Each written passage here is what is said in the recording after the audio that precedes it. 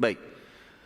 Awal mula masuknya Yahudi ke Jazirah Arab ini, lebih tepatnya kita mulai dari kisah seorang raja Yaman bernama Rabi'ah bin Nasr. Rabi'ah bin Nasr. Nanti di pertemuan kita ini teman-teman akan banyak nama-nama yang mungkin antum belum pernah dengar sebelumnya, gitu. Tapi coba direkam ya, difahamin. Kalau ada yang bisa nulis, ditulis gitu kan. Itu sangat bagus. Kalau enggak juga nanti insya Allah bisa di-download dari YouTube yang akan diangkat oleh teman-teman tim. Ya. Rabi'ah bin Nasr ini seorang raja Yaman dan ia pernah bermimpi satu waktu, dalam beberapa buku sejarah disebutkan, dan dia sangat gelisah dengan mimpi itu. Dia mimpi kerajaannya hancur, segala macam api di sana sini, dia ketakutan. Lalu kemudian pada saat itu Rabi'ah bin Nasr ini bukan penyembah Allah, dia penyembah berhala. Dan banyak sekali ketergantungan partner antara berhala ini dengan dukun-dukun dan peramal penyamun, ini sambungannya gitu kan. Maka dia bertanya kepada para dukun-dukunnya, kira-kira apa alasannya, apa takwilnya mimpi ini? Sebagian dukun-dukunnya mengatakan ini menandakan kerajaan Anda akan hancur sebentar lagi gitu. Maka Rabi'ah bin Nasr karena ketakutan dengan takwil mimpi itu, dia pun akhirnya mengeluarkan mayoritas keturunannya, anak-anaknya, sebagian istrinya, kemudian kerabat umumnya, yang kerabat besarnya dia dipindahkan di wilayah sekitar Irak. Ya. Dan di wilayah sekitar Irak inilah berkembang pesat keturunan dia, dan nanti akan dikenal ada seperti Nu'man bin Bashir. Nanti akan ada tentu sentuhan tentang kisah orang ini. Nu'man bin Bashir ini salah satu keturunan Rabi'ah bin Nasr yang waktu dihijrahkan ke Irak, kemudian mereka berkembang di situ di wilayah padang pasir yang luas sehingga menjadi komunitas kerajaan yang besar juga di Irak. Tapi ini keturunan Rabi'ah bin Nasr. Baik. Yang sedang kita bahas Rabi'ah bin Nasr. Rabi'ah bin Nasr ini selain memang kerajaannya sangat luas, dia juga terkenal sekali mempertahankan setiap raja. Nanti kalau dia mati harus anaknya yang jadi raja. Anaknya mati maka harus jadi anaknya lagi. Atau kadang-kadang dialihkan, dia tidak alihkan ke saudaranya. Rabi'ah bin Nasr ini kalau mati anaknya jadi raja. Nanti kalau anak yang pertama mati pindah ke anak kedua, anak ketiga, terus dia mau ke keturunannya. Salah satu keturunan Rabi'ah bin Nasr yang terkenal sekali, jadi banyak keturunan dia, tapi diantaranya yang jadi saksi bahasan kita adalah seseorang yang bernama Tabban As'ad. Ini nama yang kedua. Jadi Rabi'ah bin Nasr ini adalah raja dulunya, tapi bukan dia yang sedang kita bahas. Ada keturunan dia yang bernama Tabban As'ad. Tabban As'ad ini kerajaannya luas, secara fisik orangnya kuat, tampan, kaya raya, keturunannya banyak, gitu kan. Dan menjadi tradisi orang-orang Arab pada saat itu, dan sampai sekarang sebenarnya masih terjadi. Kalau ada seseorang memiliki kelebihan fisik, keturunannya banyak, orangnya pintar, kaya raya, pokoknya berkumpul pada dia kelebihan-kelebihan duniawi ini, maka dia boleh membuat suku sendiri atas namanya dia.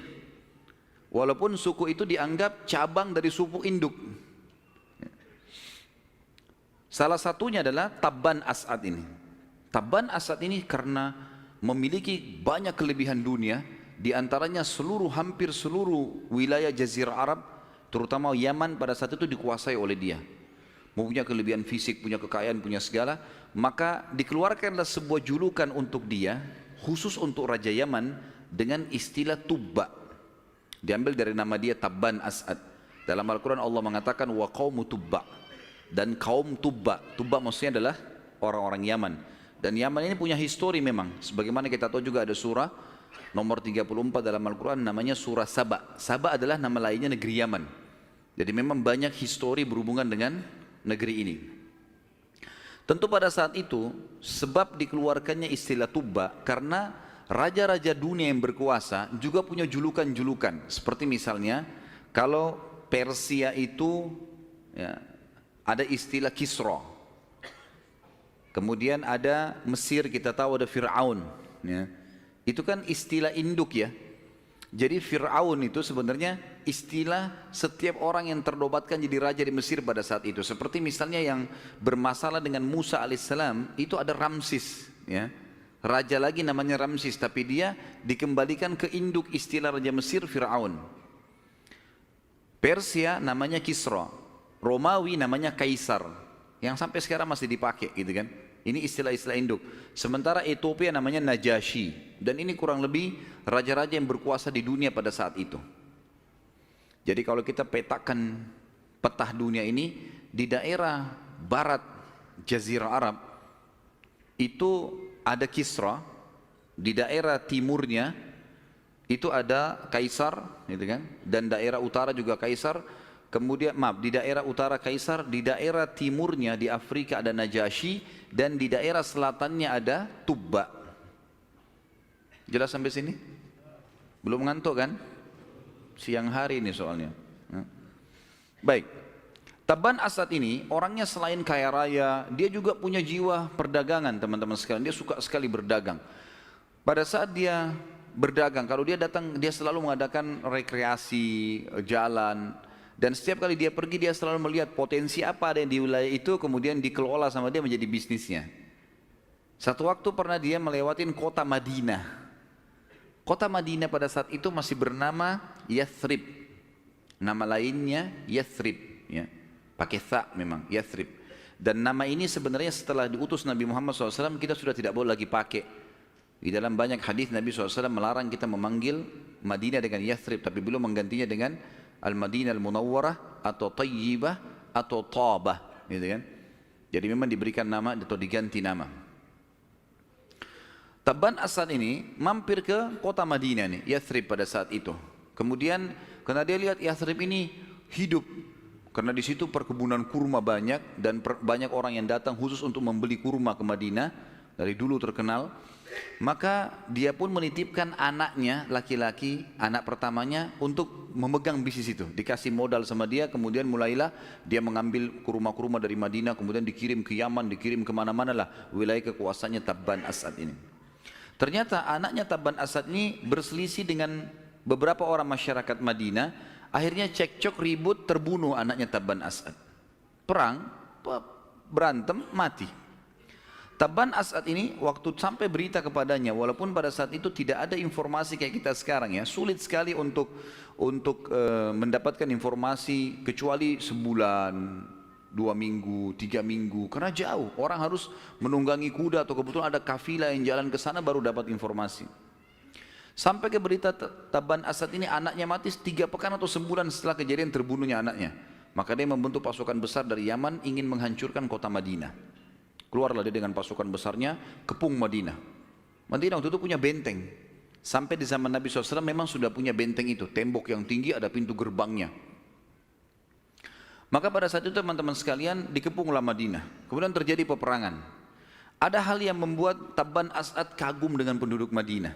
Yaitu, kalau pagi hari sampai siang, sampai menjelang sore mereka perang. Saling memanah, saling duel, segala macam. Terjadi peperangan lah. Tapi kalau malam hari, penduduk Madinah mengirim makanan untuk pasukan Tabban Asad. Karena terkeram dengan karamnya, dermawannya. Perangnya perang, tapi malam hari enggak dikirimin, ditawarkan untuk diobatin orang-orang yang luka di antara mereka. Belum pernah Tabban Asad menemukan musuh seperti ini. Tapi dia tetap ingin membalas dendam. Di kota Madinah teman-teman sekalian, pada saat itu setengah kota Madinah orang Yahudi. Setengah kota Madinah orang Yahudi. Setengahnya lagi orang asli Madinah. Orang-orang yang memiliki atau kembali kedua induk suku Arab namanya Aus dan Khazraj. Nanti dua suku ini Aus dan Khazraj di zaman Nabi SAW namanya Ansar. Namanya Ansar. Mereka masuk Islam. Jadi terbagi dua Madinah. Setengahnya Yahudi, setengahnya dua suku Arab ini. Orang-orang Yahudi supaya merasa aman, maka mereka membuat Aus dan Khazraj ini perang terus. Jadi untuk ribut, terjadi fitnah, dibiayai yang ini, dibiayai yang itu. Jadi terus ribut nih dua suku ini. Agar orang Yahudi selalu aman. Seperti itu yang sekarang juga Yahudi lakukan di dunia gitu kan. Dia bagaimana ngacoin negara-negara muslim ini saling ribut segala macam, nanti dia supaya aman gitu. Seperti itulah. Dan orang-orang Yahudi datang ke kota Madinah teman-teman sekalian karena mereka mendapatkan dalam kitab Taurat kalau nabi terakhir nanti itu akan keluar di kota hijrah yang kota itu memiliki ciri khas. Dalam Taurat disebutkan dan sekarang juga ada. Di sebuah kota, yang kota itu dipenuhi dengan pohon-pohon kurma dan sumber penghasilan utamanya kurma, serta dihimpit dengan dua batu hitam yang luas. Kalau di Madinah sekarang dikenal dengan Harra Syarqiyah dan Harra Gharbiyah, wilayah timur dan wilayah barat. Ya. Kalau teman-teman lagi umrah, bisa minta kepada guide-nya, saya mau lihat Harra Syarqiyah dan Harra Gharbiyah. Jadi kalau meja ini kita ibaratkan kota Madinah, di timur dan di baratnya itu teman-teman sekalian ada batu-batu hitam yang tajam, saking panasnya cuaca, itu sampai panas batu-batu itu. Dan Madinah pada zaman itu mustahil diserang dari dua sisi ini. Wilayah utaranya Madinah itu penuh dengan pohon-pohon kurma. Di daerah Uhud, ya Gunung Uhud ke atas itu penuh dengan pohon-pohon kurma gitu ya. Jadi pintu gerbang Madinah adanya di selatannya. Makanya nanti kalau kita bahas perang Khandak, perang Parit, itu parit dibuat oleh Nabi SAW di daerah selatannya kota Madinah. Sehingga cuma dari situ saja tidak bisa diserang. Kalau timur dan barat sulit diserang oleh pasukan kuda, karena penuh dengan batu-batu hitam yang tajam.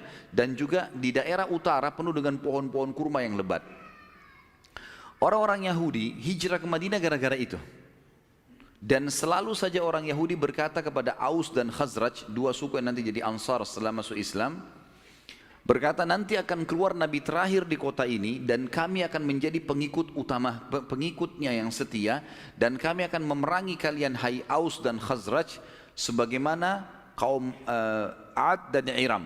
Ada dua dulu, kaum Ad dan Iram ini mereka berperang sampai banyak sekali korbannya. Kami akan memerangi kalian sampai seperti itu karena kami sedang menunggu Nabi terakhir itu keluar. Ini sebabnya kenapa Yahudi ada di kota Madinah. Waktu Tabban As'ad mengepung kota Madinah dan sudah kurang lebih berjalan 40 hari belum bisa menembus kota Madinah, keluarlah dua pendeta Yahudi dari Madinah. Keluar kemudian minta izin ketemulah. Lalu keduanya bertanya kepada Tabban As'ad, wahai raja, apa yang anda inginkan di kota ini? Ya saya mau menghancurkan kota ini, membalas dendam, anak saya dibunuh, kenapa? Gitu kan.